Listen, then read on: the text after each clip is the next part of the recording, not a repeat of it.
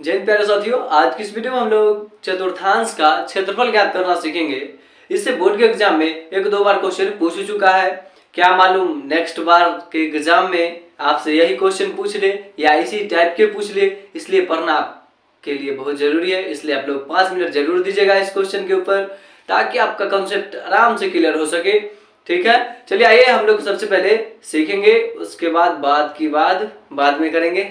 ठीक है, चलिए देखिए, एक वृत्त का चतुर्थांश का क्षेत्रफल ज्ञात करना है, पहले ही बोल दिया है।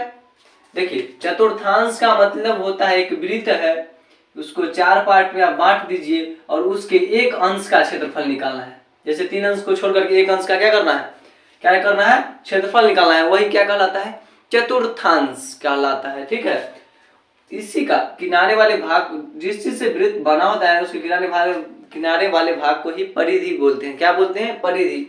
और उसकी परिधि, जिसकी परिधि आपको 22 सेंटीमीटर दिया हुआ है। क्या दिया है, 22 सेंटीमीटर। और चतुर्थांश का बोला है क्या, क्षेत्रफल ज्ञात करना है। ठीक है, आइए हम लोग क्या करते हैं, चतुर्थांश का क्षेत्रफल ज्ञात करते हैं। चतुर्थांश का क्षेत्रफल ज्ञात करने के लिए पहले आपको इस क्वेश्चन में क्या दिया है, परिधि दिया है कितना, 22 सेंटीमीटर। क्या दिया है, 22 सेंटीमीटर।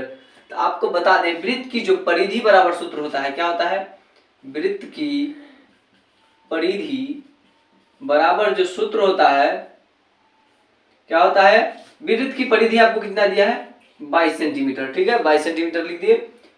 सीएम नहीं लिखे हैं, मतलब उसका जब यूज हो जाएगा उसके बाद हम लिख देंगे। ठीक है, वृत्त की परिधि बराबर सूत्र होता है 2 पाई r। आपको कितना दे दिया, 22 दे दिया, यही ना वृत्त की परिधि। तो वृत्त का परिधि का ये फॉर्मूला हो गया, और वृत्त का परिधि आपको पहले से ही 22 सेंटीमीटर निकाल के दे दिया है। हम क्या कर लेते हैं, चतुर्थांश का क्षेत्रफल निकालना है, तो हमको चतुर्थांश का क्षेत्रफल का जो सूत्र होता है 1/4 पाई r स्क्वायर। बताओ, पाई का तो वैल्यू आपको मालूम है 22/7 होता है, तो 22/7 रख दीजिएगा।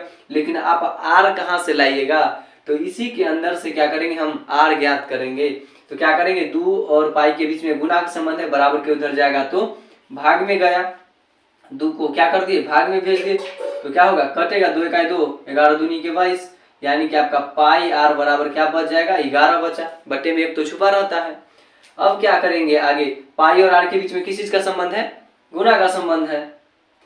ठीक है, तो जब गुना का संबंध है तो हम r को इधर रखते हैं और पाई को इसके नीचे भेजेंगे।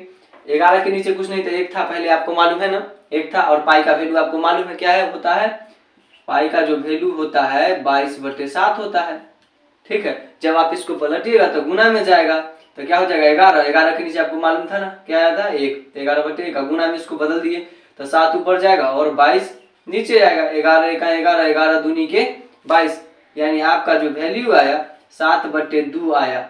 ठीक है, 7/2 सेंटीमीटर।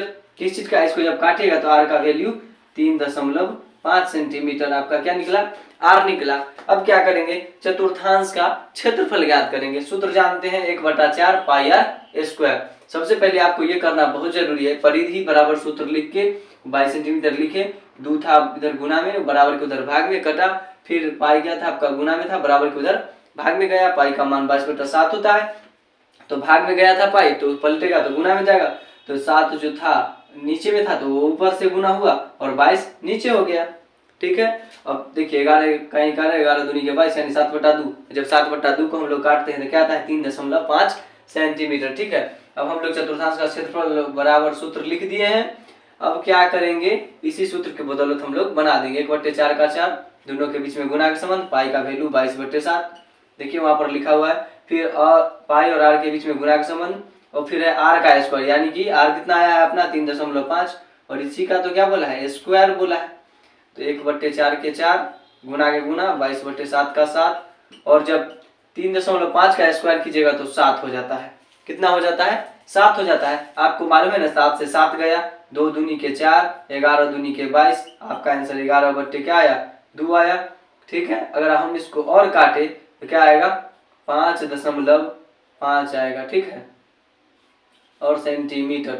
आपको बता दे, जब किसी चीज का अगर क्षेत्रफल निकालते हैं तो सेंटीमीटर में, तो सेंटीमीटर का स्क्वायर हो जाता है। ये रहा आपका आंसर। आप 11/2 के पास भी छोड़ देते तो आपका आंसर सही माना जाता है। क्यों, क्योंकि आप काटे नहीं हैं, फिर भी आपका क्या होता है, सही। हम क्या करते हैं, उसको काट दिए हैं। आई होप आप लोग को समझ में आया होगा, समझ गए होंगे। तो इसका स्क्रीनशॉट लेकर के आप लोग क्या करें, एक बार जरूर कॉपी में नोट करें और बुक में कुछ सवाल दिए गए हैं उसको जरूर हल करने की कोशिश करें, या बोर्ड के एग्जाम में पूछा ही गया है वैसे सवाल को भी आप हल करने की कोशिश करें। ठीक है, जय हिंद, टेक केयर, बाय, मिलते हैं नेक्स्ट वीडियो में। और इस ढंग से आप लोग अच्छे से पढ़ाई करते रहिए।